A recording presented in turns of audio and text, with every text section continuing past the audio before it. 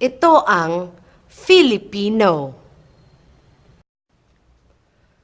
Kung ang Filipino ng apple ay mansanas, ano naman ang Filipino ng calculator? Ang Filipino ng calculator ay tala-pindutan. Kung ang Filipino ng school ay paaralan, ano naman kaya ang Filipino ng microphone? Ang Filipino ng microphone ay miktinig.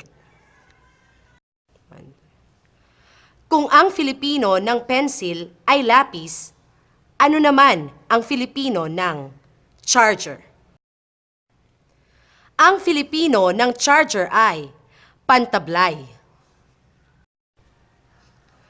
Kung ang Filipino ng scissors ay gunting, ano ang Filipino ng email?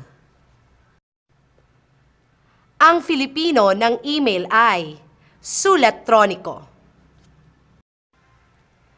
Kung ang Filipino ng notebook ay kwaderno, ano naman ang Filipino ng website? Ang Filipino ng website ay puok sapot. Ito ang Filipino.